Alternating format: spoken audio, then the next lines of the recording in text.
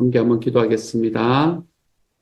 사랑하는 하나님께서 우리에게 은혜도 더하여 주시고 능력도 더하여 주셔서 하나님이 우리에게 주시는 사랑이 우리의 마음에 감사함으로 날마다 채워지는 그런 삶을 살아갈 수 있게 하시니 감사합니다. 주님, 예수를 믿는 것이 좀 더 편해지고 좀 더 편하게 믿고 싶고 하나님 그렇게 믿고 싶은 것이 이 세상의 풍조이지만 하나님 주님을 믿는 것이 내가 예수를 닮아가는 모습을 살아가게 된다. 주님 그것이 우리의 삶의 방향성이 될 수 있도록 도와주셔서 하나님 우리의 삶 속에서 내가 하루를 더 살면 하루만큼 내 주님을 더 닮아가 있겠노라. 하나님 앞에 소망하며 걸어가는 하나님의 사람들 되도록 주님 도와주옵소서. 모든 말씀 예수님 이름으로 기도합니다. 아멘. 하나님이 우리에게 주시는 말씀 요한복음 16장 25절부터 33절까지의 말씀입니다. 요한복음 16장 25절부터 33절까지의 말씀입니다. 우리 같은 목소리를 함께 읽도록 하겠습니다. 같이 읽습니다. 시작.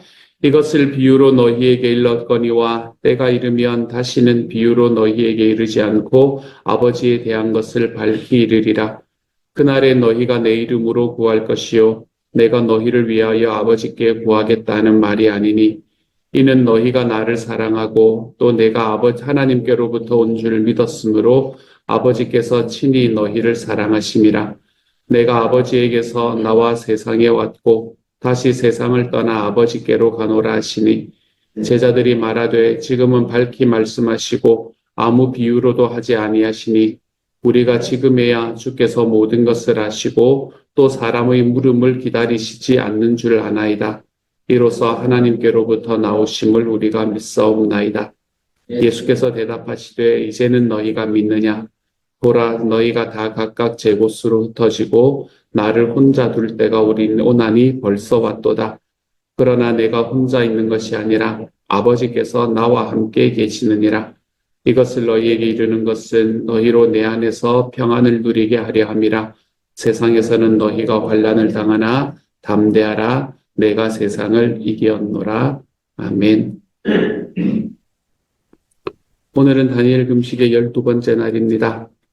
12번째 날의 묵상을 제가 읽도록 하겠습니다. 제12일 어느 날 2월 28일 금요일 어느 날 오후 3시쯤에 그 고넬료는 환상 가운데에서 하나님의 천사를 똑똑히 보았다. 사도행전 10장 3절 말씀. 어느 날 이 세 글자엔 희망이 숨어 있습니다. 오랜 기도에 응답받는 날이 하나님께서 당신의 약속을 성취하시는 그 어느 날이 바로 오늘이 될 수 있기 때문입니다. 어느 날 술 중독에 묶여있던 남편이 풀려날 것입니다. 어느 날 오래도록 기도했던 VIP가 예수님을 만날 것입니다. 어느 날 그토록 찾던 직장을 얻게 될 것입니다. 그 어느 날이 오길 원하는 사람은 날마다 기도하는 삶을 살아야 합니다. 기도의 응답은 로또처럼 당첨되는 것이 아니라 적금처럼 차곡차곡 쌓아가는 것이기 때문입니다. 한 푼, 두 푼 모은 예금에 놓은 돈을 어느 날 이자와 함께 목돈으로 인출하듯 때가 되면 매일의 기도가 어느 날 응답을 받습니다. 그 어느 날이 로마 백부장이었던 고넬료에게 왔습니다. 성경은 고넬료가 경건한 사람으로서 온 가족이 하나님을 경외하고 자선을 베풀며 늘 기도하는 사람이었다고 기록합니다. 고국의 어려워진 형편을 듣고 금식하며 기도했던 느헤미야에게도 그 어느 날이 옵니다. 왕에게 술을 따라드리는 어느 날 왕께서는 나의 안색이 평소와는 달리 좋지 않은 것을 보고 안색이 좋지 않구나. 무슨 걱정되는 일이라도 있느냐 하고 물으셨다. 느헤미야 2장 2절 말씀. 40살이 되도록 이방 여인들에게 눈길을 주지 않고 하나님이 보내실 짝을 기다렸던 이삭에게도 그 어느 날이 왔습니다. 어느 날 저녁에 이삭이 산책을 하려고 들로 나갔다가 고개를 들고 보니 낙타 행렬이 한때 오고 있었다. 창세기 24장 63절 말씀. 신부를 태운 낙타 행렬을 어느 날 봅니다. 응답의 어느 날은 꾸준히 기도하며 자신의 일에 충실하고 신실하게 기다리는 사람에게 옵니다. 계시록은 응답의 때가 하나님의 보좌 앞에 있는 성도들의 기도의 향을 담은 금 향로가 제단의 불로 가득 채워지는 때임을 보여줍니다. 기분이 내키면 기도하고 기분이 내키지 않을 때는 기도하지 않는다면 어느 세월의 기도의 향로를 다 채우겠습니까? 만약 고넬료가 기분이 내키지 않아 기도하러 가지 않고 느헤미야가 기분이 내키지 않아 일하러 가지 않고 이삭이 충동적으로 이방 여인과 결혼했다면 그들에게 그 어느 날은 오지 않았을 것입니다. 마태복음 6장에서 예수님은 그리스도인이 늘 해야 하는 세 가지 의무, 자선, 기도, 금식을 어떤 태도로 지켜야 할지 말씀하십니다. 은밀한 중에 보시는 하나님 앞에서 자선하고 기도하고 금식하라 하십니다. 하나님 앞에서 사는 사람만이 꾸준히 규칙적으로 할 수 있습니다. 하나님은 늘 지켜보시지만 사람은 볼 때도 있고 안 볼 때도 있기 때문입니다. 기도, 금식, 자선 이것들은 주님의 제자들이 꾸준히 쌓아가야 하는 하늘의 적금 통장입니다. 어느 날 하나님께서 천사를 보내서 말씀하실 것입니다. 때가 찼으니 인출. 단일 금식 기도로 기도의 저축을 차곡차곡 쌓아가시는 한 분 한 분께 보십시오. 어느 날이 성큼 다가와 있습니다. 기억하기, 항상 물을 가지고 다니면서 마시십시오. 다니엘 식단에 너무 신경 쓰지 마시고 오늘 먹어야 할 영혼의 양식과 기도 시간을 신경 쓰십시오. 기도하는 시간과 장소를 꾸준히 지켜나갈 때 형통하는 삶의 습관을 가지게 될 것입니다. 다음 질문에 대한 당신의 생각을 기록해 보십시오. 하나님 앞에 나아가는 나의 삶이 혹시 나의 기분이나 환경에 따라 좌지우지되지 않았습니까? 우리는 신실하지 못하지만 하나님은 신실하십니다. 하나님의 신실하심을 묵상해 보십시오. 기도 포커스는 올바른 관계에 관한 것입니다. 사람들은 하나님의 복으로 혹은 원수의 도구로 우리 삶 속에서 사용되어집니다. 우리는 반드시 이 두 가지 차이점을 분별할 줄 알아야 합니다. 육에 속한 사람은 우리를 무너뜨리지만 믿음의 사람은 우리를 세워주고 우리의 잠재성을 열어줍니다. 육에 속한 사람은 우리에게 두려움을 키워주고 우리가 꿈을 잃고 홀로 남겨졌다라는 기분이 들게 합니다. 올바른 관계, 하나님께는 순종, 원수는 대적하는 올바른 관계는 우리에게 할 수 있다라는 태도를 심어줍니다. 하나님께서 우리 삶 속에 허락하신 관계들은 우리를 앞으로 나아가게 합니다. 여러 관계들에 대한 하나님의 조언을 구하십시오. 첫 번째, 어떤 관계가 나를 세워주는 관계인지. 두 번째로, 우리는 어떤 관계로 사람들 앞에 나아가는지. 오늘은 올바른 관계를 세워가는 삶을 살기 위해 기도하는 날이 되시면 되겠습니다. 말씀을 간단히 나누려고 합니다. 오늘의 말씀은 비유로 말씀하셨던 예수님의 의도가 무엇인가 라는 것을 알려주는 말씀인 것 같습니다. 비유라는 말은 난해하거나 상징적인 말이다 라는 의미입니다. 이것은 마치 알아듣지 못하도록 일부러 어려운 말을 쓰신 것은 아닌가 라고 생각이 들기가 쉬운데요. 그래서 예수님의 어떤 비유의 말씀을 하면 제자들은 그 비유의 의미가 무엇인지를 알아채려고 서로 수근수근거리기도 했었지요. 그런데 오늘 말씀을 통해서 알 수 있는 부분은 예수님께서 비유를 말씀하실 때 우리에게 무엇인가 숨기거나 어렵게 말씀하시려고 하신 것이 아니었구나 하는 걸 오늘의 말씀은 말해줍니다. 오히려 우리가 그 비유의 말씀을 믿지 못했기 때문에 이해할 수 없었다라는 것을 말해주고 있네요. 주님을 알지 못했기 때문에 그분의 마음을 이해하지 못했기 때문에 그 말이 들리지를 않은 겁니다. 가령 예를 들면 그렇습니다. 우리가 누군가를 예수님을 믿지 않는 누군가를 예수님을 믿게 하기 위해서 힘써서 옆에서 도우면서 살아가는 삶을 살아갑니다. 그러면서 내가 가지고 있는 힘을 다해서 그 사람에게서 무언가를 받을 생각을 하지 않고 열심으로 옆에서 도와줍니다. 그런데 그렇게 열심으로 옆에서 아무 대가를 바라지 않고 돕는다. 그러면 사람들은 오히려 의아해합니다. 아니, 오히려 의심을 하기도 합니다. 왜냐하면 자기가 생각할 때는 있을 수가 없는 일이기에 오히려 우리의 의도가 무엇인가? 이것을 의심하게 되는 겁니다. 그것에 대해서 아무리 설명을 해도 이해를 못할 때가 있습니다. 왜 남을 위해서 그런 희생을 하는지, 왜 대가도 없이 남을 돕는 건지, 그리고 대가가 없는데 왜 사랑을 베풀며 살아가는 건지. 그렇게 쭉 살아가다가 이해를 못하고 있다가 그러다가 꽤나 시간이 지나서야 우리는 이런 말을 들을 때가 있습니다. 아, 이제 내가 당신을 이해했어요. 이런 이야기를 우리가 들을 때가 있습니다.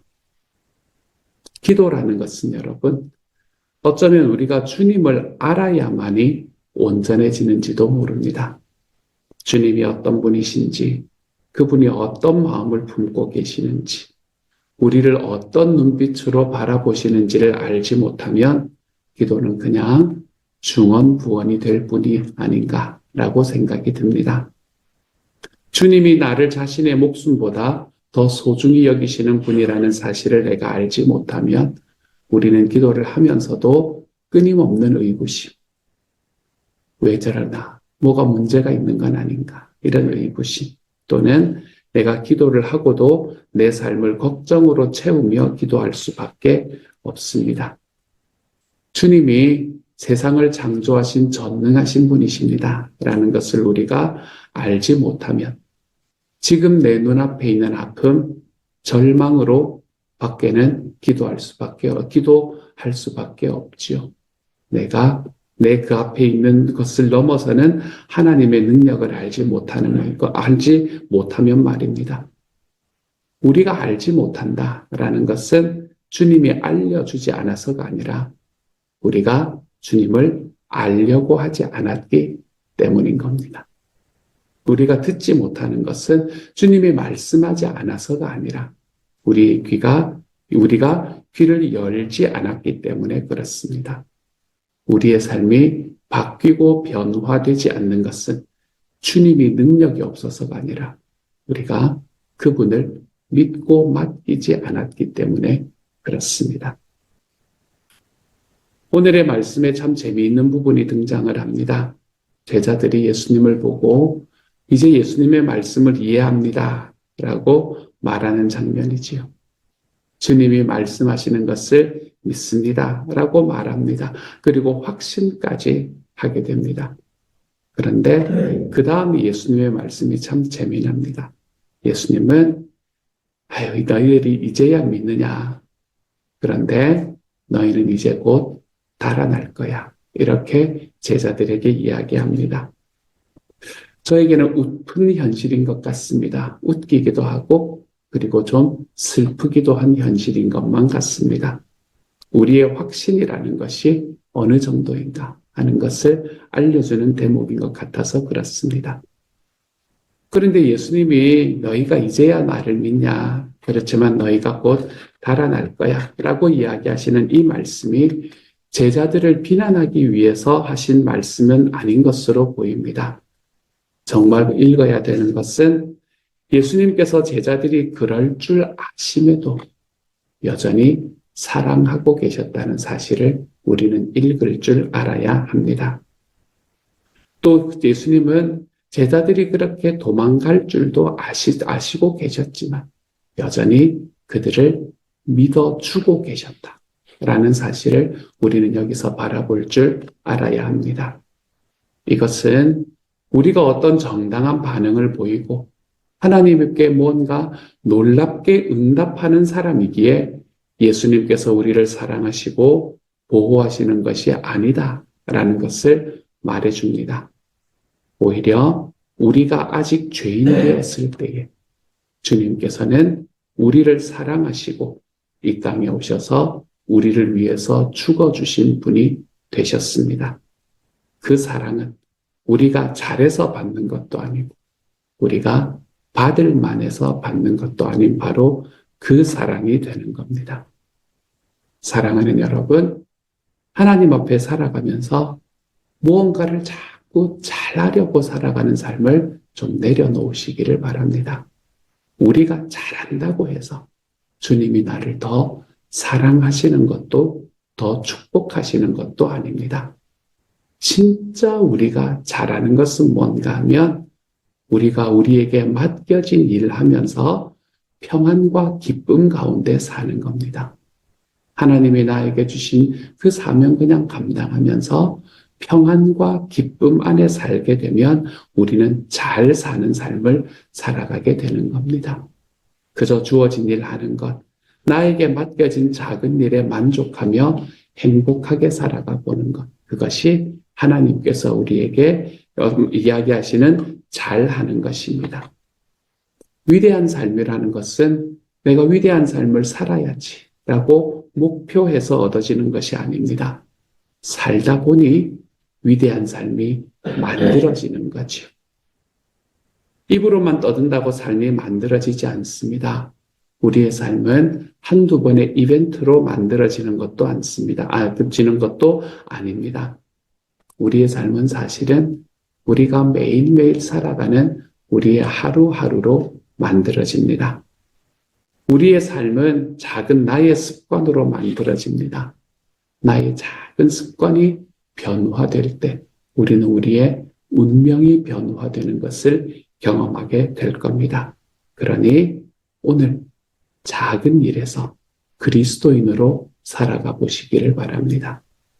너무나 작은 일이지만 그것이 때로는 나의 감정이고 때로는 내 주변에 있는 세상 사람들이 아무도 모르는 누군가와의 그냥 하나의 관계이지만 사랑하는 여러분 그 안에서 작은 일이지만 그리스도인으로 살아가 보시기를 바랍니다.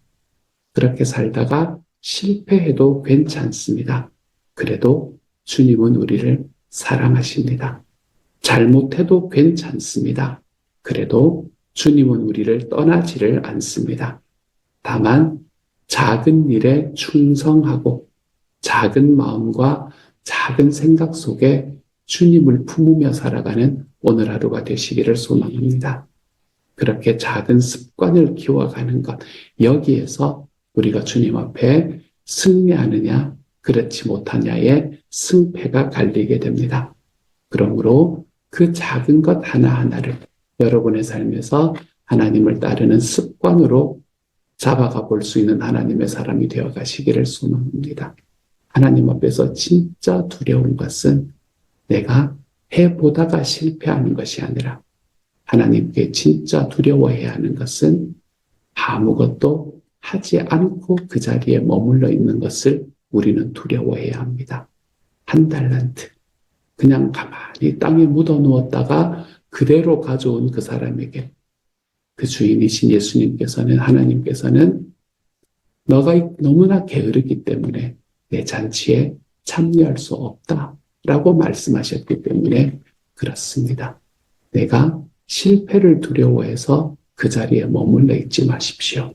우리의 삶의 작은 것 하나하나에 하나님이 주시는 사명 힘써 감당하다가 내 주님께서 나에게 주시는 놀라운 은혜를 승리의 삶을 오늘도 우리의 작은 습관의 변화 속에서 경험해 볼 수 있는 하나님의 사람이 되어 가시기를 우리 주님의 이름으로 축복합니다. 같이 한번 기도하겠습니다. 주님, 큰 것을 하지 않아도 괜찮다는 것이 저에게 얼마나 기쁨이 되는지 모릅니다. 뭔가를 잘한다고 주님이 나를 더 사랑하는 것도 더 축복하는 것도 아니라는 것을 알게 해주시니 감사합니다. 그저 내게 지금 주어진 일, 내게 지금 맡겨진 일을 힘써 감당하며 내 삶을 행복하게 살아가는 것. 사랑하는 주님, 제가 그러한 삶으로 살아가게 하여 주십시오. 주님, 해보다가 실패하는 것은 하나도 문제가 되는 일이 아님을 기억하게 하여 주십시오. 하나님, 실패가 두려워서 또는 다른 의미 때문에 내가 해보지 않고 내가 가지고 있는 것을 땅에 그냥 묻어두는 것이 가장 두려운 일임을 하나님 앞에 나도 옛날에 그랬다며 나도 옛날에는 그래보는 때가 있었다며 뒷방 늙은이가 되어 물러서서 그냥 하나도 변하지 않는 하나님 그런 삶을 살아가는 게 하나님 앞에 두려운 일임을 기억하게 하여 주십시오. 그래서 내 삶에 있는 작은 것 속에서도 내가 실패 속에서도 주님이 나를 사랑하시고 성공할 때도 주님이 나를 사랑하심을 기억하고 하나님 앞에 우리의 삶의 변화의 한 걸음을 주님 한순간도 쉬지 않아 오늘보다는 내일이 내가 주님을 더 닮아 있습니다. 고백하는 하나님의 사람 되게 하여 주옵소서. 모든 말씀 우리 주님 예수님 이름으로 기도합니다. 아멘.